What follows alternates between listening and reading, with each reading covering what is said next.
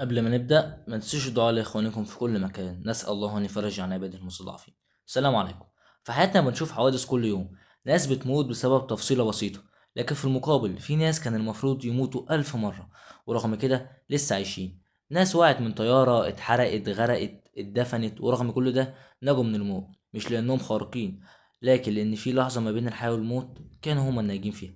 النهاردة هنحكي عن أغرب قصص النجاة اللي حصلت في التاريخ. بس قبل ما نبدأ الفيديو، لو لسه جديد في القناة متنساش اللايك والاشتراك وتفعيل زر الجرس عشان يوصلك فيديوهاتنا أول بأول. روي سولفين راجل أمريكي كان بيشتغل حارس في حديقة طبيعية في ولاية فرجينيا. في حياته كلها اتعرض ل7 صواعق برق، وكل مرة كان بينجو فيها المرات ال7.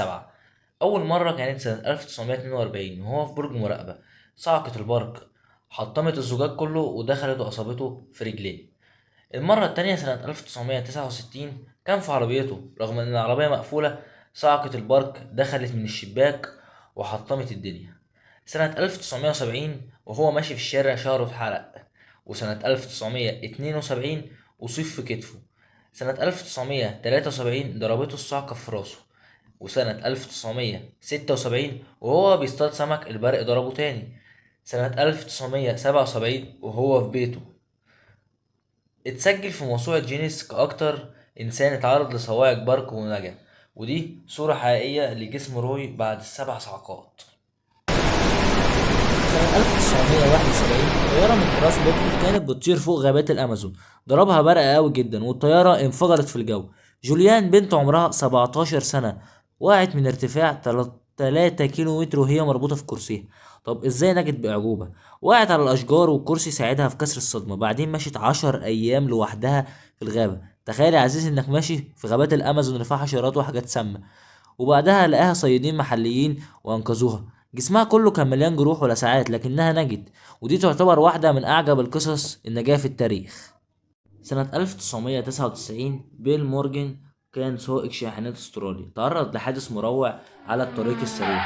أول ما راح المستشفى قلبه توقف لمدة 14 دقيقة والأطباء أعلنوا وفاته، لكن فجأة عاد للحياة بطريقة غير مفسرة. قضى 12 يوم في غيبوبة قبل ما يفوق. بعد الحادثة قرر يغير حياته تماما. اشترى بطاقة يا نصيب، واللي ما يعرفش يعني ايه بطاقة يا نصيب، دي بطاقة بيبقى فيها عبارة عن مجموعة أرقام بتخدش بعملة فكة، ولو طلعت الأرقام كلها شبه بعضها بتكسب جايزة كبيرة. بقى المهم فاز بجايزة سيارة جديدة. لما طلبوا منه يصور الموضوع في التلفزيون لحظة شراء البطاقة اشترى بطاقة تانية وفاز ب1 مليون دولار في نفس اللحظة. قصة بقت أسطورة عن الحظ العجيب من الموت. في سنة 2013 السفينة النيجيرية جيسكون فور كانت بتساعد في تثبيت ناقلة بترول قدام سواحل نيجيريا. السفينة دي كان عليها طاقم مكون من 12 شخص، وكان من ضمنهم الطباخ هيرسون أوكين. وأثناء الليل الجو قلب فجأة والأمواج كانت عنيفة جدا، والسفينة انقلبت بالكامل وغرقت على عمق حوالي 30 متر تحت سطح البحر. كل الطاقم مات إلا شخص واحد، الطباخ هاريسون. لما السفينة غرقت هايرسون كان في الحمام، ولما حس ان المياه بتدخل جرى بسرعة ناحية المطبخ، ومن كتر الرعب اتعلق في سقف غرفة صغيرة. وكان الحظ معاه في فقاعة هوا صغيرة في المكان اللي كان فيه خلته يتنفس. قعد هناك 3 أيام كاملين تحت المية وسط ظلام دامس وبرودة قاتلة، وهو سامع أصوات الأسماك بتاكل جثث زمايله حواليه. لكن بعد 60 ساعة تحت المية جت فرقة إنقاذ جنوب أفريقية كانت بتدور على الجثث، وفجأة الغطاس شاف إيده بتتحرك. اتخض لأنه افتكرها جثة، لكن لما لمست إيده هيرسون مسكه وصرخ، والغطاس صرخ وقال في حد حي. قدروا يطلعوه وانتقل للمستشفى، وكان جسمه كله في حالة صدمة لكنه نجا. دي مش بس قصة نجاة، دي معجزة حقيقية. تفتكروا لو مكانه هتستحمل 60 ساعة تحت المية ولا لأ؟ واحدة من القصص المأساوية للنجاة من الموت هي قصة متسلق الجبال أرون ريليستون. أرون كان في 2003 بيتسلق وادي ضيق في ولاية يوتا الأمريكية. فجأة صخرة ضخمة وقعت وسحقت دراعه اليمين وحبسته في مكان معزول تماما. ما كانش معاه شبكة ومفيش أي حد يعرف مكانه. بعد مرور 5 أيام من العطش والجوع والبرد في الليل أدرك أرون إنه لو ما اتحركش هيموت. فعمل حاجة ما كانش متوقع حد إنه يعملها.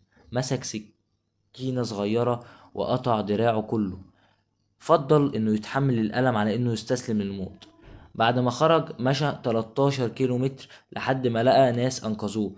قصته بقت مصدر الهام، واتعمل عنها فيلم اسمه فيلم 127 ساعة، والرسالة واضحة. أحيانا النجاة بتطلب شجاعة أكبر من أي ألم، ودي صورة أرون بعد اللي حصل له. في سنة 1982 قرر البحار الأمريكي ستيف كالهان، وعمره وقتها 29 سنة، إنه يحقق حلمه ويعبر المحيط الأطلسي لوحده على يخت صغير. الرحلة بدأت من جزر الكناري وكانت ماشية كويس، لكن بعد أسبوعين وفي ليلة حالكة السواد وسط المحيط اصطدم اليخت بجسم غامض، ممكن يكون حوت أو حطام ضخم، وبدأ المية تتسرب بسرعة رهيبة. ستيف كان عنده ثواني يقرر، فجمع بسرعة شوية مؤن، زجاجات مية، أدوات صيد، قوس وسهم صغير، وقفز لقارب نجاة مطاطي. لكن سرعان ما اكتشف ان المؤن قليلة جدا، وانه في مواجهة مباشرة مع المحيط بلا اي مساعدة. بدأت ايام النجاة القاسية. كان بيشرب مية المطر اللي بيجمعها باكياس بلاستيك، ويصطاد السمك بالرمح وياكله ني عشان مفيش طريقة يطبخها.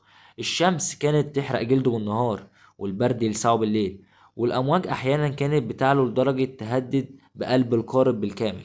اسماك القرش كانت تحوم حواليه، والحرمان من النوم والجوع والعطش كانوا بيكسروا روحه يوم بعد يوم. رغم كل ده ستيفن تمسك بالأمل وكان عنده إرادة. كان بيصلح القارب كل ما يتخرم، ويحافظ على روتين البقاء. ظل على الحال ده 76 يوم كاملين، قطع فيهم حوالي 1800 ميل بحري، حتى لمح في الأفق سفينة صيد صغيرة بالقرب من جزيرة في الكاريبي. لوح بإيده بكل قوته، والصيادين شافوه ومدوله إيديهم بالإنقاذ. خرج ستيف وهو فاقد أكتر من 18 كيلو من وزنه، جسمه مليان جروح وحروق لكنه حي، وده كان كل اللي يهمه. قصته لحد النهاردة بتعتبر واحدة من أعجب وأقصى قصص النجاة في تاريخ البحر، ودليل على كده إن الإرادة ممكن تخليك تتحدى الموت بنفسه. ستيف اتشهر جدا واتعمل عنه فيلم اسمه فيلم 76 يوم. وبس كده يا عزيزي، يبقى جاوبنا على اغرب قصص النجاة من الموت عبر التاريخ. لو عجبك الفيديو متنساش اللايك والشير لاصحابك وتعمل سبسكرايب للقناة. شكرا على المشاهدة، والسلام عليكم ورحمة الله وبركاته.